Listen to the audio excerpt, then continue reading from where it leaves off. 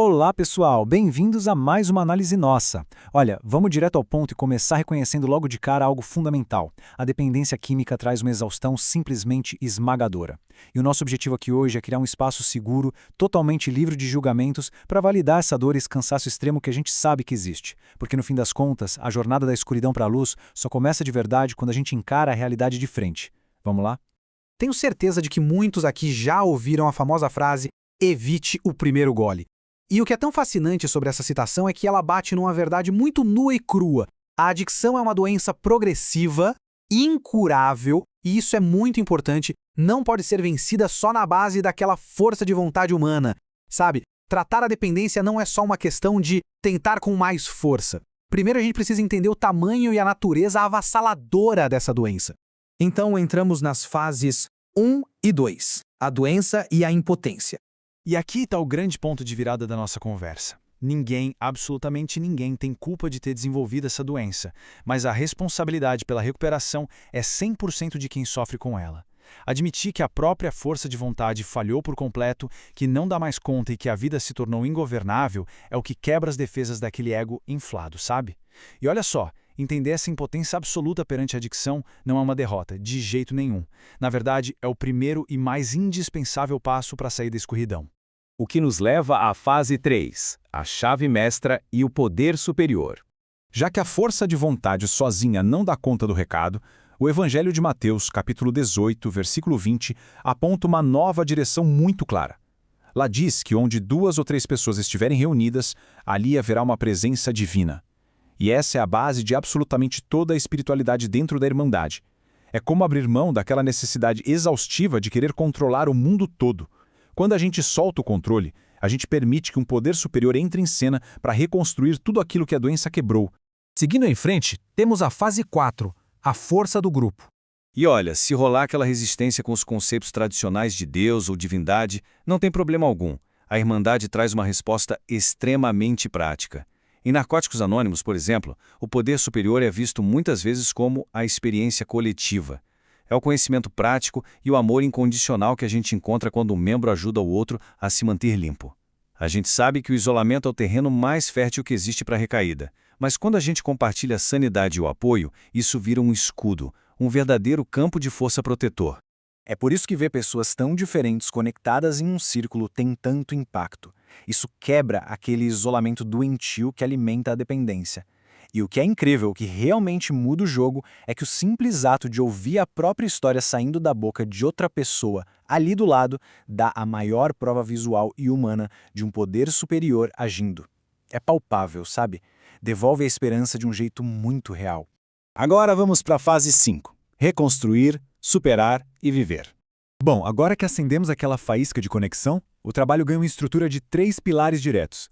Primeiro, a gente precisa reconstruir as bases emocionais que foram rompidas. Segundo, precisamos superar os desafios do dia a dia colocando a prática dos 12 passos para funcionar de verdade. E terceiro, viver plenamente, que significa manter essa sobriedade através do serviço aos outros. Basicamente, é a união perfeita da prática clínica com aquela sabedoria espiritual profunda. E prestem atenção nisso, porque a evolução terapêutica é, acima de tudo, um crescimento contínuo.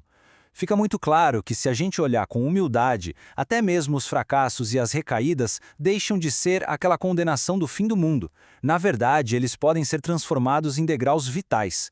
Cada tropeço acaba sendo um aprendizado indispensável para construir a maturidade emocional a longo prazo. Chegamos então na fase 6, a disciplina da manutenção. A verdade nua e crua é que toda essa inspiração vai por água abaixo rapidinho se não houver consistência.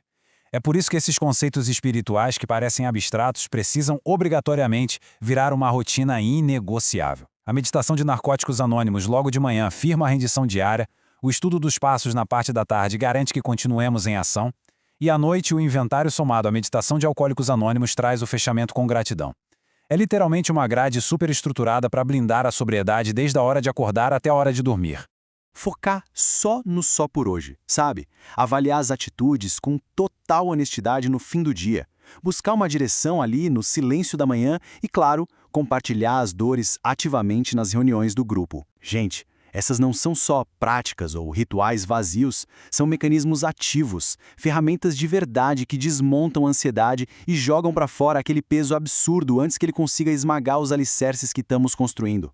O que nos conduz para a fase 7, o despertar espiritual. Então, todo esse suor, toda essa disciplina diária, culmina naquilo que o 12º passo chama de despertar espiritual. Sabe a clássica parábola do bom samaritano? Ela ilustra perfeitamente a metodologia definitiva de resgate. É sobre parar o que se está fazendo no meio do caminho para tratar e acolher as feridas físicas e emocionais de quem está precisando. Isso de forma ativa, sem fazer nenhum tipo de julgamento moral. É estender a mão, pura e simplesmente.